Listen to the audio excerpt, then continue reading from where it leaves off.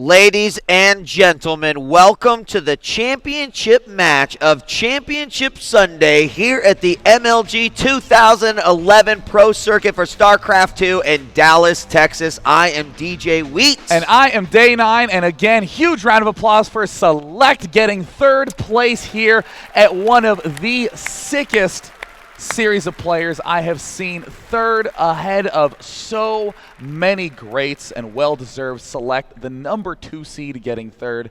KiWiKaKi, the number 1 seed in the finals, against NaNiwa, the Northern European, who has not lost a single game in his life.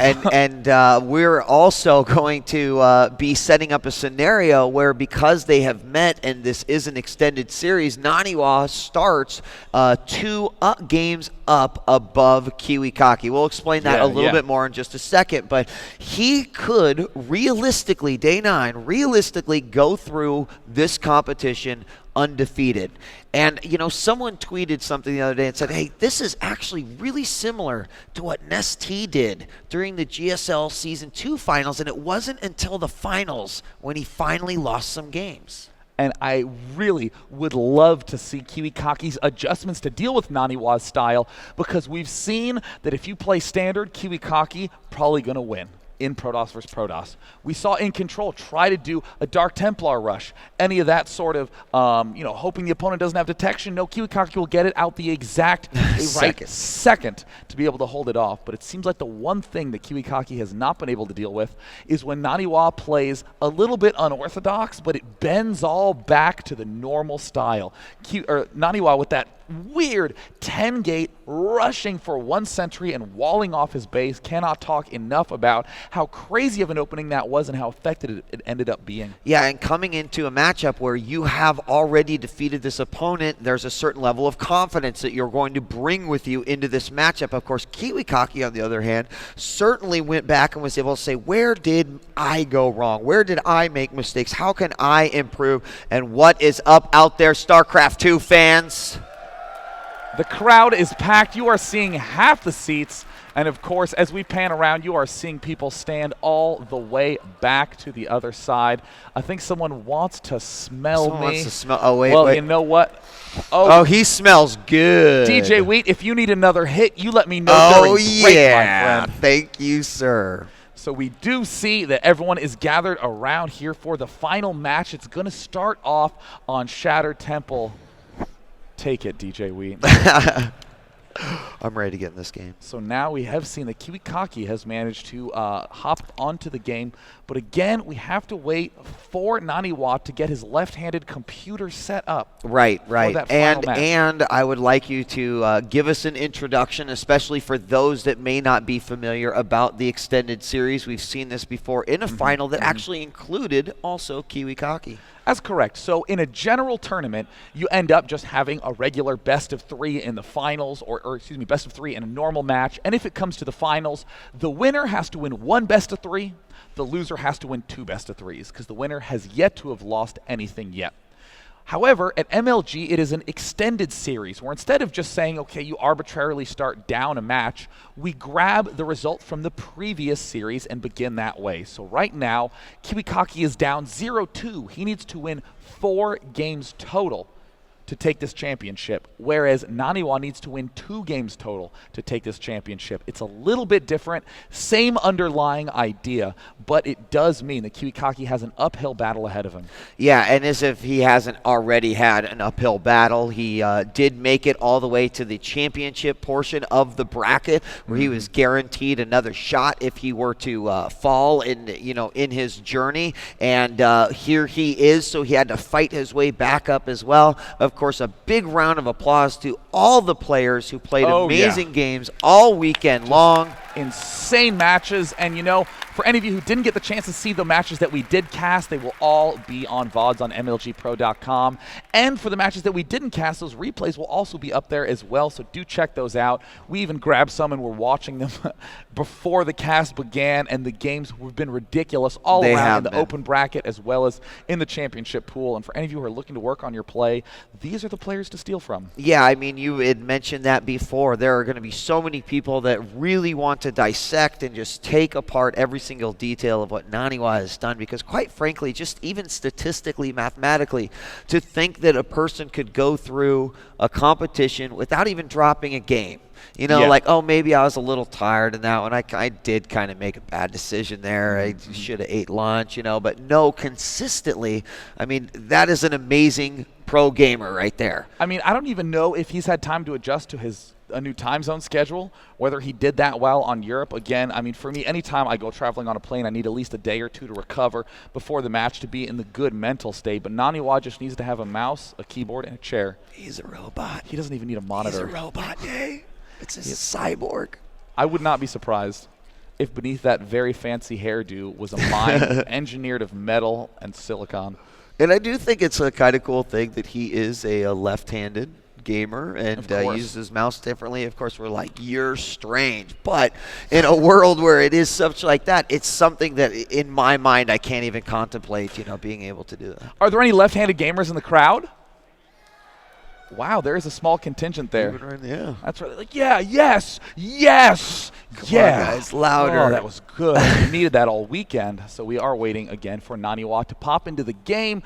And for any of you who didn't know, my name's Day 9. That's DJ Wheat. DJ Wheat, tell us a little bit about yourself. I understand you do some more shows related to pro gaming. Yeah, absolutely. And before I do, I just want to mention, I want to hear who you guys think are going to win. So make sure to tweet DJ Wheat, Day 9 TV, It's Me JP. Tell us who is going to win. Don't forget to put hashtag MLG Dallas on there. Definitely. And then we'll read them offline and be like, oh, man, that guy was so right. And you don't know that we're talking about you, but we're talking about you guys out there. So, yeah, I'm DJ Wheat. You can find me on djwheat.tv. Really appreciate coming out here and getting a chance to meet all the fans, all the great audience, the community that comes out here, all the players.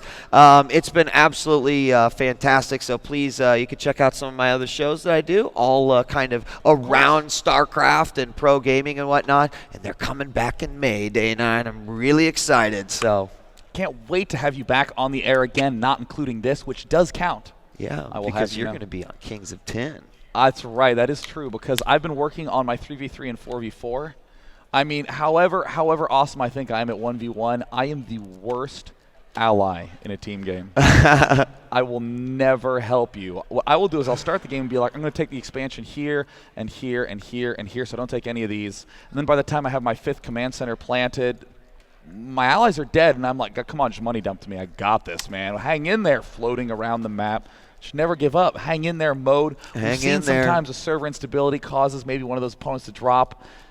It's my build order, man. It's how it goes. So, yeah, I can't wait for that. That'll be a lot of fun. How about you, Mr. Day 9? I understand you know a little something about StarCraft. Oh, I have been known to do a show about StarCraft every now and again at day9.tv. And for any of you who can't catch the live show that would normally be happening 23 minutes ago, I can't actually be in 2 places at once. So you can check the archives at day9tv.blip.tv. We like to analyze why the pros do what they do, so you can do it too. It's about learning and improving, except on Mondays where we try to be goofy and mess up the games on the servers. Yeah, and they're really successful at it. Yeah, yeah. I'm so happy there's some Fun Day Monday fans out there. There are some fine folks out there with a Unidin Fighting t-shirt. Oh, yeah? Unidin, the one player who didn't make it out today. Oh. Disappointingly enough. Oh, it's too bad. But at next MLG, when of course the open bracket expands to over 1,000 people in the open bracket, they'll be using free-for-alls, and Unidin will definitely have a shot. He will be there. on top of that. Yeah, he will definitely. He will be a top seed FFA player. I look forward to that. As does every single person watching right now. So, again, don't forget to tweet us your predictions, and I'll be interested to see what folks say. You know, throw in what you think the series will be. But NaNiwa, I think he has a 2-game chance of not only winning the competition, taking home the trophy, grabbing the money, and the prestige of the inaugural MLG 2011 Pro Circuit StarCraft 2 competition. Oh, yeah. And being undefeated. Yeah, and and I remember in the interview, and JP's like, how do you feel? And he's like, it was okay. I guarantee you that NaNiwa is not indifferent about what's happening. It's not like, yeah, I could have gone to a Taco Bell. Instead I went to MLG Dallas and won. Whatever. Potato. What really, you can tell that he's remaining focused. This is a huge achievement to be able to have plowed through all these players. But what I love so much about NaNiwa is that right as he was guaranteed a spot in the grand final, his mind was still a year away thinking about that grand final. It's very, very easy to get a little bit, lazy after a win and think, yeah, it's fine. I'm good. I'm better than these players. But NaNiwa, I guarantee you, he will be practicing all the way through to the end of the year. Yeah, absolutely. And it's so encouraging to see our pro players thinking that far down the line. Like I'm not thinking about which competition next. I am thinking about the series of them that will take me to the end and put me on the map as a StarCraft 2 player that will let me be the best player that I want to be. And props to him, man. Props to him. So our players are about to be ready. Before we hop into game one, let's take a look at a map video for Shattered Temple, the starting map at the grand finals here at MLG Dallas. The Shattered Temple is a new take on the former ladder map, Lost Temple. Nearly identical, there are a few tweaks on the overall map design, but let's start with the basics. Spawn points exist at the 12, 3, 6, and 9 o'clock positions, but the MLG map team has modified the map so you can never spawn close by ground. This rendition of the fabled Lost Temple has destructible rocks blocking access to the corner expansions instead of island maps. This gives the players the option to take a high-yield expansion or the regular expansion in the corner. The center of the map has been opened up as well, with a lot more land to work with, and only one Xel'Naga tower exists on the map. Good luck to the players, and let's get into this game. So give a cheer. Yeah. Let's get into this game, Day 9. I'm ready to freak out. I wish I could just jump for joy, but unfortunately I'm plugged in. But you out there can scream and make some noise for Dignitas' NaNiwa against Root Gaming's KiWiKaKi at the grand final here at MLG Dallas 2011. KiWiKaKi needs 4 games to take this championship, but NaNiwa just 2 games away. Yeah. And here we go, Wheat. All right, well, let's start off with our starting positions here on Shattered Temple. Let's start with Root KiWiKaKi, our red Protoss in the east position. Let's hear it for Root KiWiKaKi. And of course, in the left position, Dignitas' NaNiwa spawning as the blue Protoss. I know there's some NaNiwa fans out there. Give a cheer for NaNiwa, the undefeated 24-0 player. Hoping to get to that perfect 26. And you know what, DJ Wheat? Few things would be more epic than NaNiwa winning this game and then KiWiKaKi pulling the reverse all kill. Yeah, that would be, that would be amazing. And we've seen, crazier things. So I think that it's absolutely within the realm of possibility. Now, just referring back momentarily for the to the matchups that we had seen between these two players before, they were generally pretty short games. PvP oftentimes can happen, and I kind of expect the same thing to happen here. But it is nice to just see Protoss truly representing in a PvP, in a finals, in a championship. It's awesome. It's going to mean we're going to have a ton of threads to read next week. It's phenomenal. And it's a big throwback to the MLG Raleigh event, the inaugural SC2 event for Major League Gaming, where it was Hug versus KiWiKaKi in the finals, KiWiKaKi taking second. This is a big opportunity for KiWiKaKi to one-up himself, taking that first place spot. But I want to point out, Wheat, that NaNiwa did take one of these probes and scout the gold base immediately. That's always a sign that a player is making sure that he can continue to stay alive. A lot of anti-cheese running in his blood really shows why he's so able to maintain that high win rate. Yeah, and very important. That is such a great point, because you consider all the things that can make you lose a game randomly. Did you play bad? No, I played great. I didn't scout this area over here, and I lost because that. And so that is such a great thing to take into consideration, because on top of his skills, on top of the talent, on top of what he has thought out in all of his matchups, he's also been very, very just always on the lookout, always on the scout, always knowing what's going on around him. We do see both players now building Zealots, but notice KiWiKaKi is a little bit ahead in all regards. Cybercore faster, the Zealot faster, and the probe counts still hanging out at the exact same. So it looks like that early anti-cheese tactic by NaNiwa scouting everywhere is coming back to bite him just a little bit, and we're seeing KiWiKaKi do a deviation this game. He is not getting that early second gate. In fact, neither player is. Wow. Might be a 4 warp gate by both, may very well may very well be just some sort of passive play by both as well. Yeah, we do have Stalkers going out for both of our players. There goes the Warp Gate research currently underway. A little bit ahead for KiWiKaKi, but 2 more gates being dropped right now for KiWiKaKi, with 1 more gate on the way. Actually, 3 gates on the way for KiWiKaKi. And NaNiwa, again, is looking, I mean, he's clearly behind KiWiKaKi, but I'm a little surprised at how far behind. It looks like NaNiwa is going to be pushing out with an early Zealot Stalker force. Both players will be, but will KiWiKaKi pick off the probe? No, doesn't look like it.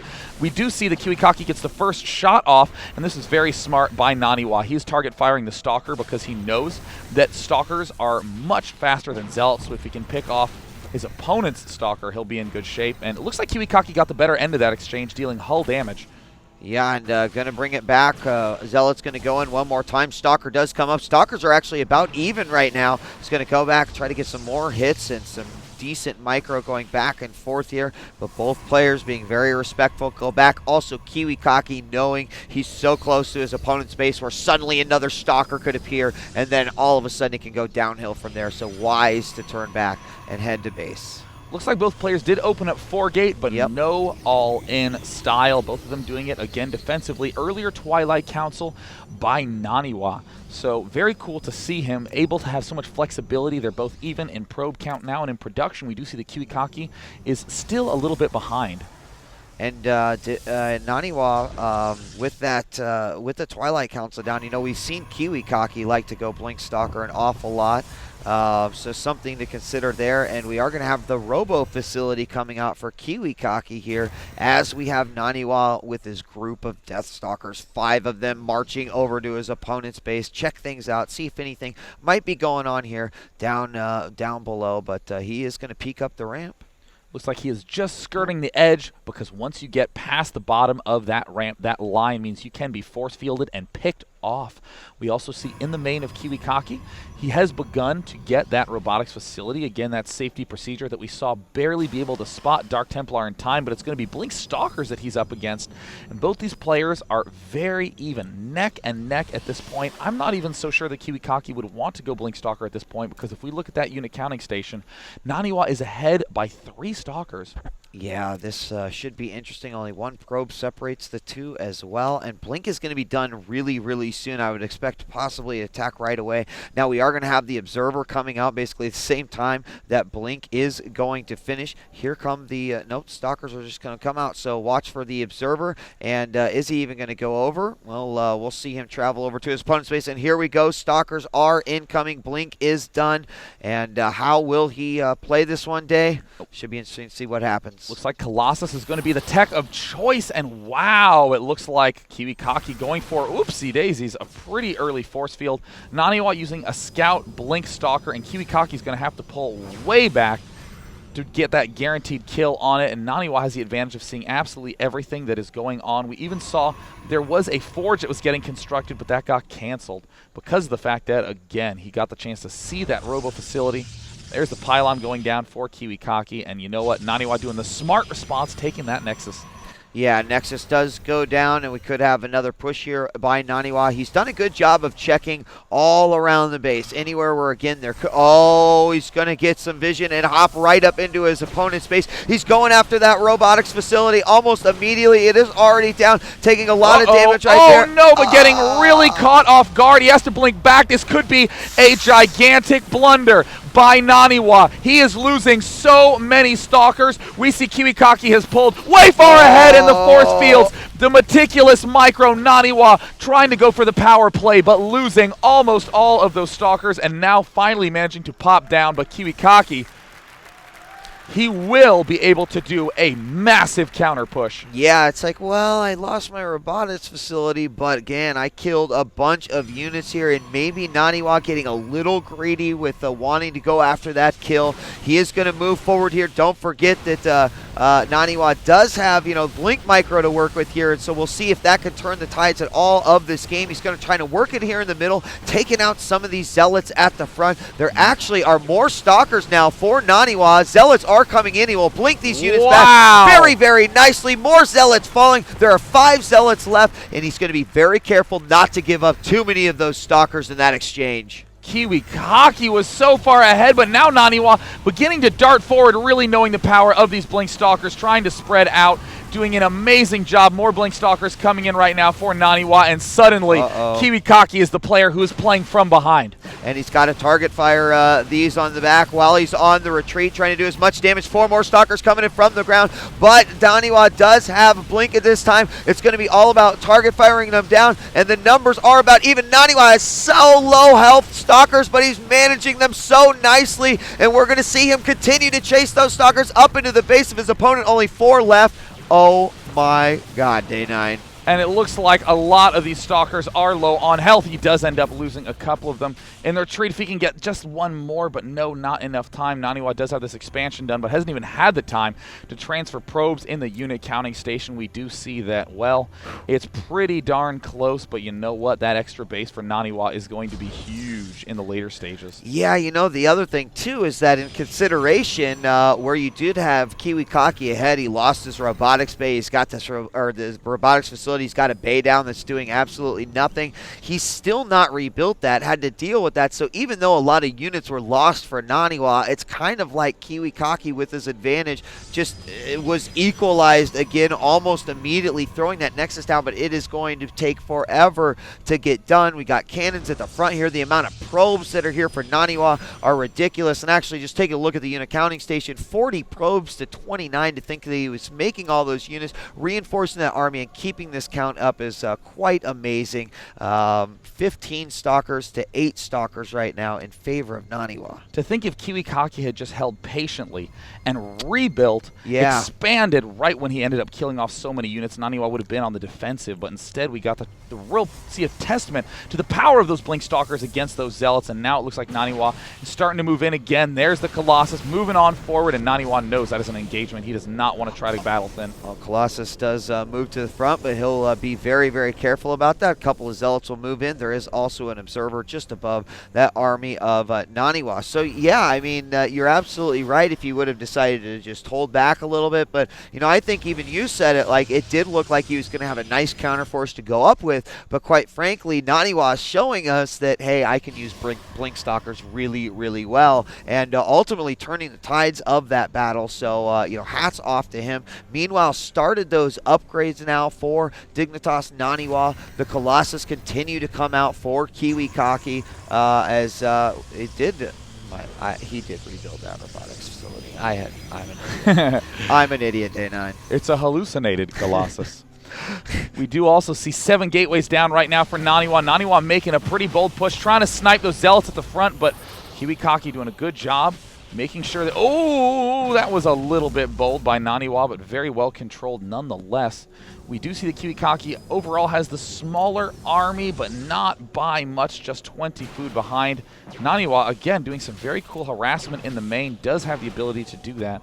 Yeah, I don't even think he saw that Stalker warp in, but when it did blink over, it just managed to stay in the base and decided to go ahead and move up. So it's going to do a little bit of harassment there. And here could come a possible engagement. Zealots do go down. Got to watch out. There's the blink on the Colossus. One will go. Oh, one does go down. The second one's right behind it. No, it manages to steal it. No, it goes down. And NaNiwa with almost a complete surround of KiWiKaKi's units. And it looks like KiWiKaKi trying to spread out a little bit, but NaNiwa blinks to regroup. And there's the good game.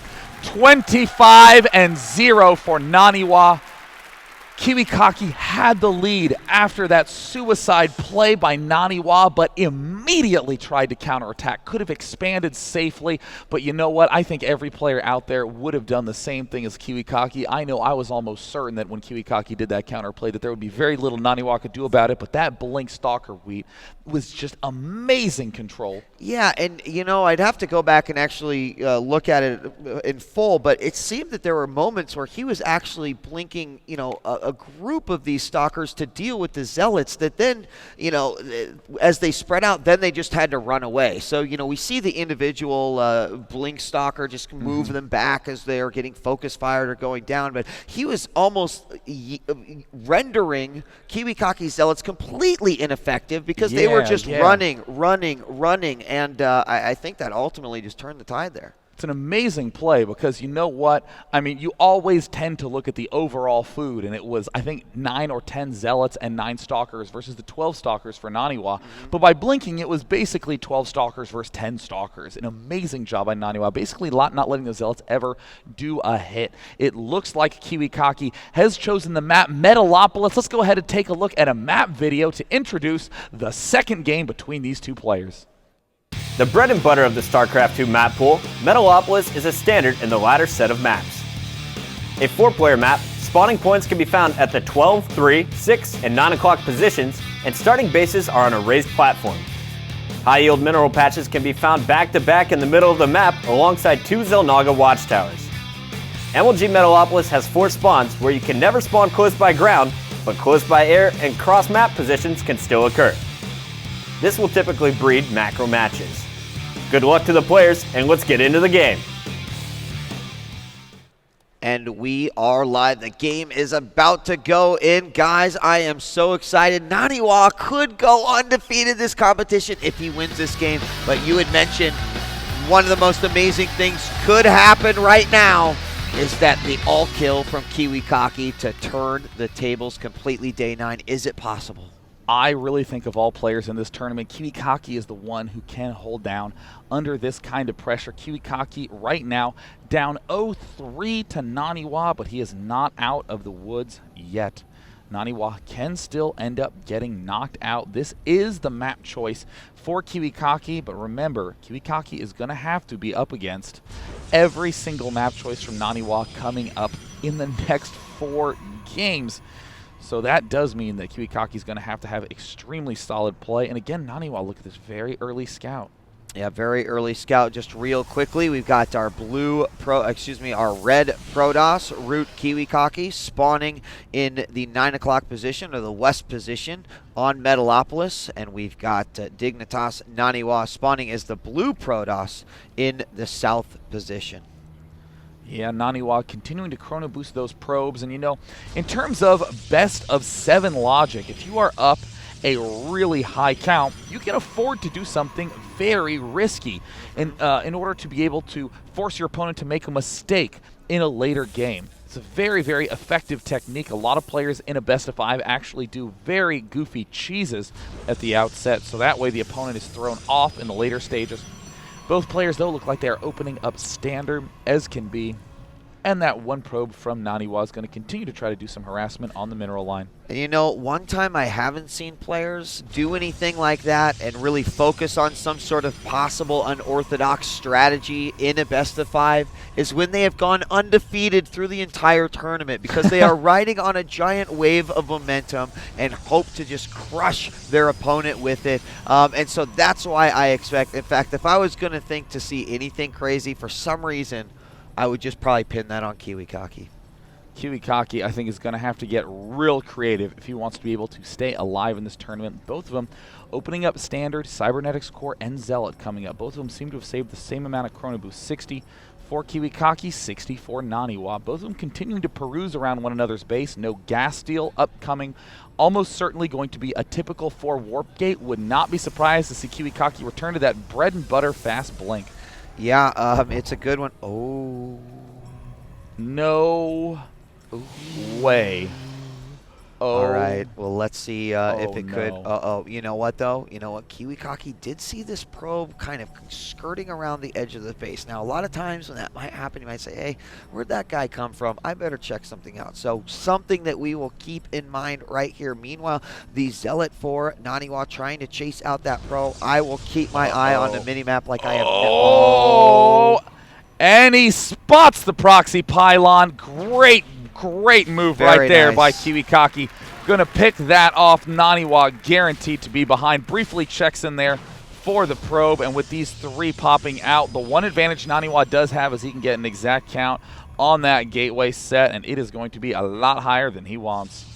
And we've got another probe up here for NaNiwa, and I think he wants to keep going. Like maybe he almost wanted that to be found. Pylon will go down over there near the expansion as well, as the Stalker and the Zealot has come forward. There is one Stalker from KiWiKaKi on the ramp. Right behind him is that Zealot. Another gateway is is down. Excuse me, Day 9. And we do see NaNiwa behind a little bit of money. That's going to be critical because that means KiWiKaKi will have one additional Stalker. KiWiKaKi now in the main, seeing that it is 4 Warp Gate versus 4 Warp Gate action. And look at this, KiWiKaKi opting to throw down 1 sentry. He knows he's going to be ahead in the count because he killed off that pylon. And now NaNiwa trying to dart up. And oh, a little bit of a miss there by KiWiKaKi. He would have loved to pinch off one of those units. And we've got another pylon right here on the corner of KiWiKaKi's base. So he's got 2 areas that he can warp in from at this point. KiWiKaKi going to continue to warp units defensively into the top of that ramp. Meanwhile, KiWiKaKi has a pylon right back here. Looks like there is a pylon God. in the base by KiWiKaKi. This could be a really great play. He has a lot of those units from NaNiwa back in the main instead of at the front. More units getting warped in by KiWiKaKi. It looks like he is going to have a solid hold. Yes, he will, and although he does lose a little bit of supply there, it does not matter. 2 of those Zealots are not there. He's going to try to take out that pylon from afar. Zealot does come forward, and NaNiwa is going to try this attack with some more units, but there's a lot of Zealots there and a good number of Stalkers, actually more Stalkers now for KiWiKaKi. Zealots moving forward, though, and NaNiwa actually doing a ton of damage here. But NaNiwa just doesn't quite have the unit count that KiWiKaKi does. Look at how many units are on the field for KiWiKaKi, and this pylon is even low. But oh, KiWiKaKi Zealots even getting themselves an extra kill, and these extra Zealots that were back in the main. Again, I love that pylon placement by KiWiKaKi, and there manages to pick off that pylon. 31 to 42. Ahead in every possible way. KiWiKaKi just needs to play smart and play safe. All right, well, although he did do a little bit of damage initially to the units that were there, KiWiKaKi, as you mentioned, held it very, very nicely. Is he going to scout that additional pylon as well? As soon as that Nexus does go, oh, yeah. Wow, oh, KiWiKaKi on his game, spotting for everything. Manages to pick it off, and look at Dignitas' NaNiwa, 35 of 34. And look, I mean, that's going to give him a pretty nice little supply block there. He's going to have a couple other probes coming out, but that will put him behind just momentarily. We're going to have a robotics facility go down now, as it does look like KiWiKaKi will move forward. Now, this is something that didn't work out for him so well in the last game, but this is a little bit different because his opponent's not sitting there with Blink. So we do see KiWiKaKi swinging around to the front end. Nothing coming out quite yet from the Twilight Council. Has to be a little bit careful on that positioning. KiWiKaKi really should not engage here. This is going to be a little bit overly risky. He's going to send up 1 Zealot just to poke, and he will be returning back home at the end. So now he does end up getting Blink out. Has a lot of money stockpiled up.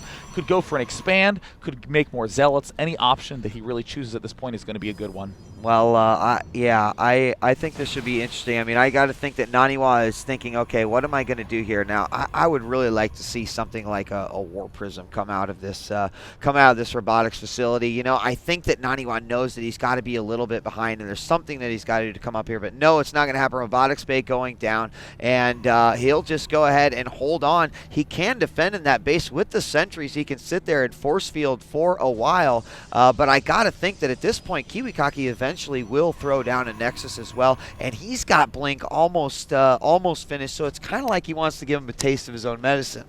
I mean, KiWiKaKi just having great timing with this Blink, but NaNiwa committing to holding on for as long as humanly possible. KiWiKaKi continuing to mine gas now from 2 geysers, but the real danger at this phase in the game is looks like never mind. So many Blink Stalkers advancing forward. He's going to pop those safely off. Going to leave one up on the high ground as long as he can, so that way he can continue to get that vision, and NaNiwa going to continue to block that down.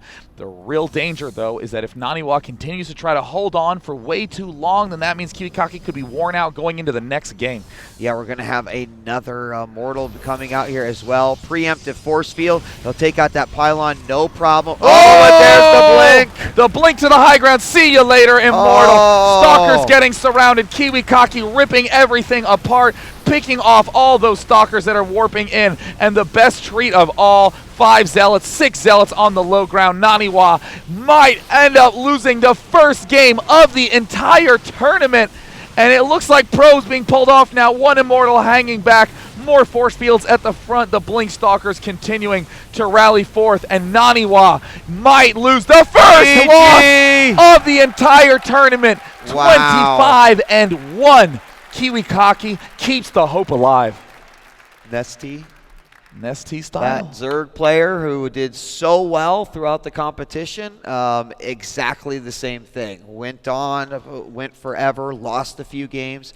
But NaNiwa, you know, it's like, well, he lost a game. It's what now? Well, he continues to play because now he has map choice. Yeah. And, you know, what he decided to go for, I think, you know, we talked about a risk that he might take in the grand scheme of everything. And although there wasn't some huge, crazy, I'm kind of rushing this one, let's go, he did have several proxy pylons that got taken out. He gave away a few units at the ramp. So, you know, there was like a little bit of risk in there. And although it did not pay off, KiWiKaKi certainly capitalized on it and takes away the first game from Dignitas NaNiwa, and also he keeps himself alive in this championship series. And one thing to note, though, I don't quite like that kind of riskiness because it's nothing insane, like doing a Forge Cannon Rush or doing a Proxy 2-gate. That really puts you out of your comfort zone as KiWiKaKi. But now, next game, what is KiWiKaKi going to think? I guess I better scout my base because sometimes I'll get a free pylon. That's very true. And, I mean, that's the sort of play that you want to make. For instance, you know, the In Control TLO game is a great example. You leave the probe there and you think, well, if the opportunity arises, I guess I'll be able to warp in. That's great, but up to this point now, it means that KiWiKaKi is starting to actually feel like NaNiwa is mortal, which so far has actually seemed fairly not true. The next map is going to be Chorus Plateau, a good map for defensive play. We will be taking a look at that map video before we go directly into game number 3. The Chorus Plateau was one of the first macro maps introduced into the official Blizzard ladder. Players spawn at the 11, 1, 7, and 5 o'clock positions, but the MLG map team has enforced cross-position spawns on this map, meaning if you spawn at 1, your opponent will spawn at 7 no matter what. Natural expansions can be found right down the ramp from your main, and the rest of the map can be your third, but typically players go for the natural of another main base to begin with. Destructible rocks open up a back channel to another main base with an expansion in between. This map is one of the few without any high-yield expansions and typically creates macro-oriented situations. Good luck to the players, and let's get into the game. And here we are going into Root Gaming KiWiKaKi against Dignitas as NaNiwa. Give a cheer for these players. KiWiKaKi, 3 games remaining. NaNiwa, 1 game remaining. Can KiWiKaKi pull the miracle, or will NaNiwa maintain this streak of dominance? NaNiwa is the blue Protoss in the bottom left. In the top right, KiWiKaKi, the red Protoss. You know, either way, Dave, both these guys deserve a huge amount of praise for making it this far, for accomplishing, for just continuing to sort of dictate the types of players they are in competitions, how consistent they are, etc. So, I mean, these guys are amazing. Protoss should be proud. And looks like the crowd is having some fun themselves. They cannot wait to see the outcome of this final match. And I'm starting to get a little concerned, because you know what? Look at how tenacious NaNiwa is about checking around all the corners of the map. But what made me a little worried is that he began by scouting this left side. I know that cheese is definitely a way that you don't want to lose, but, you know, there's a time when you can actually be overly cautious. NaNiwa's checking so many bases that we can actually see that the gateway from KiWiKaKi is far ahead. The probe count is actually a little bit ahead for KiWiKaKi. He's actually going to finish his probes earlier. Yeah, and I guess you gotta be careful about that. You just never know. But you're right. Being overly All right. Being overly cautious is something that could hurt you, put you behind, make you give away a unit or something that you don't particularly want to give away. However, he will go ahead and march right into the space without that probe seeing him. So one thing that he can take away from that, but he also knows there is no crazy proxy anything coming his way, and he's only got one place to really investigate, and that, of course, being the main of KiWiKaKi. Now, one thing to note, NaNiwa actually checked this main, and I think he may not be aware that he cannot spawn in horizontal positions. It's only cross-map spots. Sometimes players don't do their homework on the adjustments for tournament-specific maps. But Dignitas' NaNiwa, again, very experienced player, knows exactly what he's doing. It won't put him that far behind, but KiWiKaKi is a great player at getting little edges, and there is the trademark KiWiKaKi move we've seen all tournament long, the gas steal. Yep, gas steal goes down. Now, interestingly enough, in both games that KiWiKaKi gas steal Nani didn't do anything about it. He go ahead and let it finish. It sat there. This time he is going to go ahead and take it out, and I wonder if that's some sort of indication. You do know that in that first game that they played, he left the gas there, went in, attacked his opponent. It was GG at that point. This time, though, going to knock that thing down as quick as he possibly can. Warp Gate research up for both of our Protoss. What do you expect? Stalker out, going to also beat away on that assimilator. Somehow NaNiwa is just far behind KiWiKaKi in terms of this production. I mean, we're seeing these target fire, the assimilator, getting out that second Stalker, but we're seeing KiWiKaKi get way ahead in the 4 Warp Gate fronts. That's going to help him a ton going into these stages. And also, this is an easy, free move for KiWiKaKi because he just saw all these units back home trying to kill off an assimilator. Yeah, exactly. He can do whatever he wants. He doesn't have to worry about anything popping up, and it's a very, very good point. We have a Stalker from NaNiwa coming out. There comes the Zealot. Oftentimes we see these early little micro wars between these guys, but I do think KiWiKaKi will go ahead and full retreat because this second Stalker is going to be coming up here, and he does not want to lose either of these units early on. It does look like this Zealot is down to 19 hit points. Oh, and Zealot's in the main. Oh my goodness, NaNiwa might lose to the exact trick that was done by him in the previous game, and NaNiwa can't believe it. Yes, he can't. Probes are being pulled away, taking away the mining time. These gateways aren't done, and they need that money in order to make this work. Going after a pylon, and he will continue to beat away on those probes as well. Units trying to get back as quick as they possibly can, but not. Oh my God, Stalker's now in the base. This is a huge, huge, huge amount of damage to NaNiwa. And NaNiwa now only getting his 3 Warp Gates started. Those little edges that KiWiKaKi was gaining at the start of the game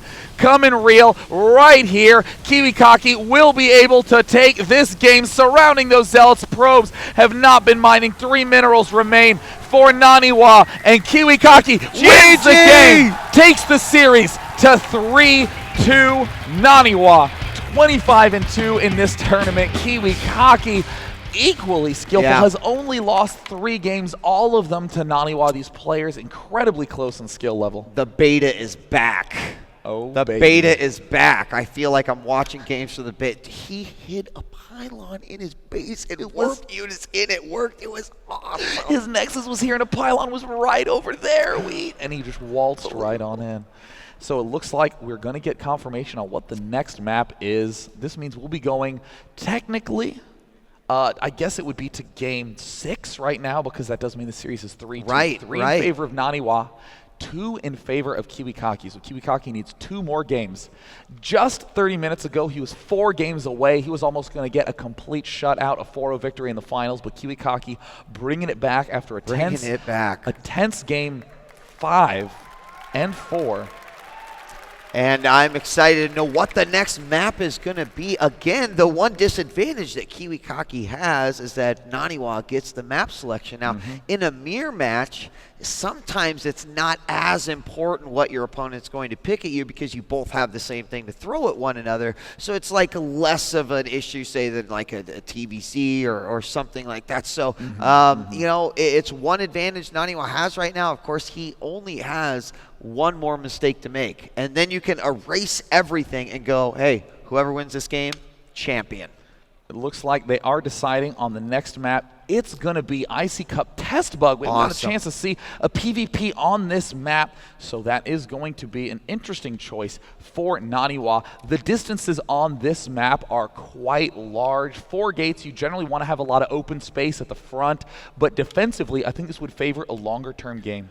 Yeah, I mean, it could. It's really going to depend on how aggressive these players want to be, on if they want to take it to the longer game. And quite frankly, I think that would be amazing to see something like that, like this, go that long. I loved Kiwi's long game in some of the other matchups. I really want to see NaNiwa's long-term game. And let's take a look at the MLG Icy Cup map Test Bug. Developed by Filip Superumenschwik, Test Bug is the only 3-player map in the MLG map pool. Players can spawn at 11, 7, and 3 o'clock in 3 different terrain types on the map. Natural expansions can be found right down the ramp from the main, with 2 options for a third, a regular mineral patch and a high yield patch in the center of the map blocked by rocks. 4 Xel'Naga towers exist on the map, but only 1 is accessible from the start. Players must destroy destructible rocks in order to gain access to the other 3, which offer sight right in front of the natural expansions of their opponents. Gas vents show players where the Xel'Naga towers can see, so you know exactly where to place your units. The map also has a wide open middle, which can lead to some exciting open field macro engagements. Good luck to the players, and let's get into the game. Let's give it up for Dignitas' NaNiwa and Root Gaming's KiWiKaKi. Can KiWiKaKi pull it back, the reverse all kill, or will NaNiwa be able to close it out right here? I do not know, but I am excited to find out the answer to that question, as it will be determined here in just either 1 or 2 possible games. 1 game would be if NaNiwa manages to pull it off. Another game, 2 games would be if KiWiKaKi manages to pull it off or wins this one, takes it to a last game, and then it is up in the air for either player. Now, you'd mentioned over scouting, and it was kind of like, it came and rang so true in my ears, because it was like, okay, scouting very diligently early on, diligently getting ready, and then just kind of abandoned silence. Yeah. Everything getting a little bit behind. We can even see KiWiKaKi having a just gentle probe lead, but wow, no chrono boost for KiWiKaKi. Is there any chrono boost for NaNiwa? Both of them going 11 gate. Whoa. That is going to be quite a surprise. And oh my gosh, look at this. NaNiwa still saving the chrono boost. If he goes for a 4 warp gate zealot all in, I will be shocked. I will be shocked too. We'll have to see what's going to happen here. Don't get us all excited, Dana. Just chill out. There's the assimilator going down for both sides. Actually, NaNiwa, or excuse me, KiWiKaKi's they're taking a little bit longer, and we're going to see the scout. The other thing I really like about Test Bug is the whole 3 places to actually spawn, and of course, I don't think we've seen this particular spawn location either. Yeah, I mean, we're seeing KiWiKaKi move to the right side of the map. Going to get there a little bit late, but fortunately, because NaNiwa is doing literally an exact mirror, that means that KiWiKaKi is going to know definitively what his buddy is up to. And there we see NaNiwa starting to move forward. It looks like he might go for that very unusual gateway wall-off at the front. We'll end up seeing what'll happen, but again, the defensive play is a little more favored on this map because of how closed off this space is. KiWiKaKi's going to gas steal yet again and try to stop anything that could come from a second gas. Now, we do have Cybernetics Core done for NaNiwa, and there the Chrono Boost starts to get spent as the Warp Gate research is underway. It looks like NaNiwa also with the gas steal. So you do it, I do it too, monkey see, monkey do, and they're going to go ahead and go off. But KiWiKaKi actually canceled his. Looks like he wants to save up, get a strong 4 warp gate. We do see NaNiwa taking his own gas. I really don't know about this decision, This could potentially be absolutely devastating. KiWiKaKi just going to go for that standard 4 warp gate. He knows this build in and out, or will he? It looks like he is pulling back a little bit, having a memory of that game on Crossfire, where the gateway wall off by NaNiwa is what is coming up. Let's go to the unit counting station. Looks like KiWiKaKi is the one ahead in probes as well. Yeah, so we'll have to see if there's anything that possibly KiWiKaKi learned from the previous engagement. This is pretty nice how it kind of works out right here. We do have another Stalker on the way, but it is really a very, very similar build that we're seeing out of both of these guys. Of course, NaNiwa with both of his gases up. We are seeing the Stalker take down this NaNiwa assimilator inside the base of KiWiKaKi, and right now Warpgate is literally finishing almost in tandem with one another, and we have the pylon going down for KiWiKaKi already. Oh, that's such a smart play. He's just trying to throw his opponent off. He's taking an expansion. There's the cancel. We see NaNiwa building a robotics facility, so it looks like NaNiwa now going to be committed to some kind of early push. KiWiKaKi now throwing down more Stalkers.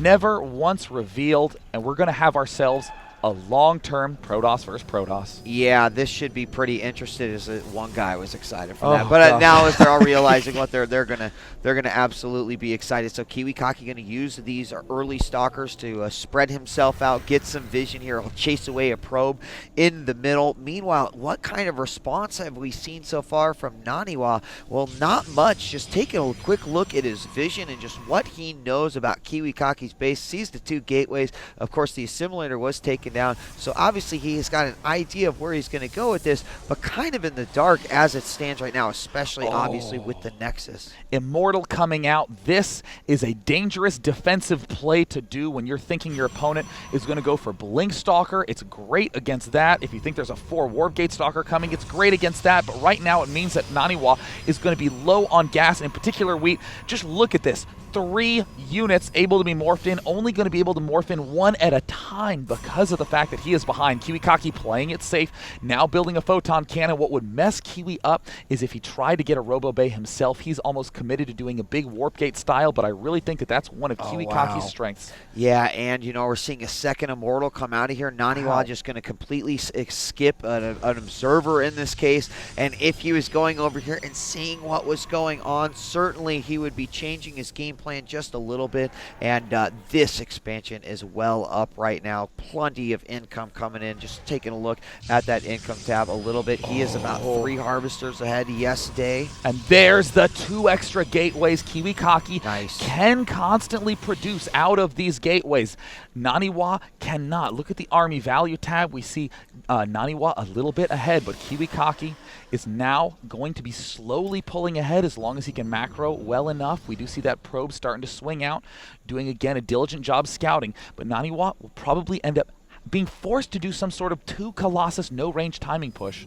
Yeah, I think you're right. I think forced is a great way to put it. And, oh, we do have the pylon over here on the corner now. I think it'd be really wise if he had those Stalkers still out there to try to keep this information in the dark as much as possible. Just take a look at the pylon. He did not see much of anything. Saw a pylon and a cannon there. So that's a pretty good idea what might be going down. Is KiWiKaKi going to put a pylon right back here? I do believe as the first Colossus has come out, the second one is on the way, and this could be absolutely devastating here. It looks like NaNiwa is going to move down his ramp. He's picking off this probe, but he's only doing it, and he's going to pull back. He's waiting for that second Colossus. He's chrono boosting.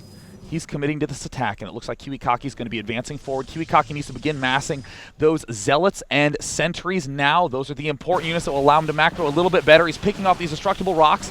They're down to about a 1/3 health. He's going to have a great spot of everything that's about to pop out. It looks like it's a little under a 1/3 health, and it looks like, again, KiWiKaKi needs to keep that macro strong.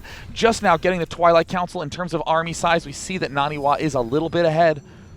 Well, I'm not really sure why KiWiKaKi is choosing to move forward with these Stalkers. He is going to go in, just poke a little bit, gets an idea of the type of and the size of the army that NaNiwa has, but he is going to give chase right there. There you see all the units that you just mentioned, Dave, being warped in from down. But oh no, KiWiKaKi supply blocked. He is supply blocked, 82 of 85. He cannot reproduce any units at this point in time. We see those 3 pylons getting produced right now, and he's trying to get into a good position, and here's the huge engagement, and it looks like, amazing force fields by NaNiwa. The huge force fields. He will be forced to retreat. These Colossi are doing massive damage. Will he get one? He will not. He is going to have to pull back. Can KiWiKaKi macro to keep himself alive? I don't know. Those Immortals are still doing a lot of damage, too. We've got hurt Stalkers for KiWiKaKi that are looking real bad, and this expansion is incredible danger right now as probes are dying everywhere, as well as the remaining units for KiWiKaKi. 3 Stalkers left, and we are going to have a few Zealots warped in here through the back, but it's simply not enough. More coming from that pylon that was not spotted. Good game, NaNiwa! The European, the champion, given a huge cheer. That timing push impeccably executed. The 2 Immortals, the massive number of Zealots, and those 2 Colossi popping out at just the right time. That early expand from KiWiKaKi was looking so strong, but NaNiwa found the timing push that he needed to break it. Absolutely amazing. Every time you think, oh my gosh, this might be it. It might go to the deciding game. KiWiKaKi making the right decisions. NaNiwa able to do what people say is almost impossible to do in StarCraft 2, and that is like take an advantage, turn it upside down on its head, and go with it right there. That was really phenomenal. And his record, oh my God, throughout the whole thing, losing 2 games in the final, but ultimately winning it all day. Quite amazing. And a big congratulations to both the first and the second place players. NaNiwa's first outing to MLG. There is the champion on the left, NaNiwa from Sweden, and on the right, KiWiKaKi from Canada, taking another second place finish here at MLG. Both these players, again, having remarkable consistency. NaNiwa demonstrating that without losing any games until the final. KiWiKaKi demonstrating that by always having a single-digit place finish whenever he seems to enter a tournament. Yeah, and KiWiKaKi, he brought back the beta. He brought it back tonight. I saw it right there. I feel like I just haven't seen it forever. You know, In Control did it, but that was just such a month and a half into beta. What a nostalgic moment that KiWiKaKi provided for us. It was really good. So that is going to mean that NaNiwa, again, the grand champion, is now, I think, going to really reshape the Protoss versus Protoss matchup as people start to mimic how he ends up playing. Everyone loves to just do the 4 warp gate, flip the coin at the start of the game, and pray. But we saw NaNiwa in that first game of the grand final was behind, but did the amazing Blink Stalker control on Shattered Temple to pick off so many Zealots without taking any damage. Even doing that seemingly suicidal pop-up into the main to pick off the robotics facility. Really phenomenal. We're going to take a brief, quick trip to the main stage with JP McDaniels and our 2 finalists for an interview.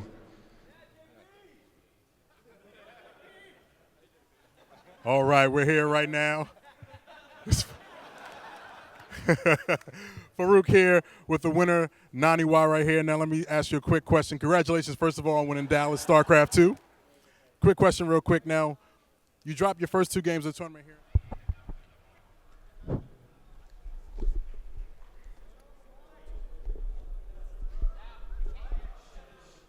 Right, you said he made a man, but he decided to come through. We're here at Sundance D. Giovanni with the hardware for you. Congratulations.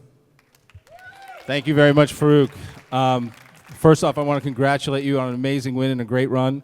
And second, I want to thank this amazing StarCraft 2 crowd that's out here. It's been an incredible weekend. It's been challenging to say the least, but this makes it all worthwhile, and this is the reward to see all of you here watching this incredible match. So here you go. This one's for you. It's a little heavy there. Be careful. Congratulations to our first StarCraft 2 2011 MLG Pro Circuit winner. Amazing stuff, man. Congratulations. All right, once again, congratulations to the 2011 first stop on the Major League Gaming Pro Circuit for StarCraft 2. NaNiwa right there. All right, we're going to throw it back to DJ Wheat and Day 9. Take us home. Thank you, Farouk. And you know what? Let's also take the opportunity to congratulate the international players that have come over and had success in MLG. Now, 2 MLGs in a row, won by European players. So hats off to them. I hate to say it, but Slasher was right. There you go, that is Slasher. A brutal defeat for Mr. Wheat here in the grand finals, but absolutely one thing that is great about these MLG tournaments, they are always international events. and we're rapidly going to continue to expand to more into, I do believe more Asian players will be coming to events in the future. I really as they hope have that's claimed. the case. Yeah, absolutely, guys. Don't forget throughout the week, StarCraft's over for the weekend, but the beauty is that on GSL, the Korea versus the World tournament, which is now just down to Korea versus Korea tournament, as the best of 4 will be played later on this week. You can, of course, catch this guy's brother, Tasteless, and Artosis, the casting Archon for the, yeah, that's right. Yeah, I hear those cheers. That's right. And, of course, you can check out gomtv.net for details on when to tune into that. Watch the VODs. They're free throughout this round, so a whole lot of good stuff. So don't forget to check out the Pro Circuit stream with an interview with our winner, NaNiwa, and that will be on momentarily, so you're going to want to make sure that you tune into that and see what he has to say about his success, see what he's already mapped out down the road. So, Dana, I think that we should thank all of the amazing people that really make all this happen. We're just the talking heads up here, along with, of course, JP McDaniel. JP McDaniel, come here, JP. Come on into the shot. Come wave. He's off to the side. He's coming back in. JP McDaniel will be coming in momentarily. Come on, come here. And here he is. It's going to be just like this morning. JP McDaniel himself. Yeah. There he is, JP, helping to manage out on the front stage and, of course, coming in and do the commentary. All the thank you. Thank you to Wheat and Day 9. Oh, wow. Why do you have to heat me up here, I love JP? how JP, come on. JP leaned in to tell you a secret. I don't know in front if you of heard what he said. everybody. He said, Wheat, I just want to kiss you right now, and I just have to tell you that. But I want to thank the production guys in back as well. Yeah, that's right. Production guys making it so easy for us, letting me know, hey, Wheat, you've got the wrong jacket on. Things like that, you know. And they are absolutely phenomenal. Most of all, the community. Hello, Yes, guys, please. the fans who continue to just blow us away at every single event. We love you guys. Dude, TeamLiquid.net, Gosu Gamers, Reddit, Something Awful, Penny Arcade, NeoGaf, all the forums that are out there today. Thank you. Much hearts for the support. Yeah, don't forget we're going to have VODs available, some replays available as well. So you'll want to keep up on MLGpro.com. And as well, if you were an HQ subscriber, don't forget there will be news on the refund that Sundance gave us earlier today. That will also be coming out on MLGpro.com. So, Day 9, is it official? I think it's in. I think that is the conclusion to the 2011 MLG Dallas Pro Circuit event. Thank you so much for hanging out with us all weekend. I am Day 9. And I'm DJ Wheat, and we'll see you next time on the next stop of the MLG 2011 Pro Circuit.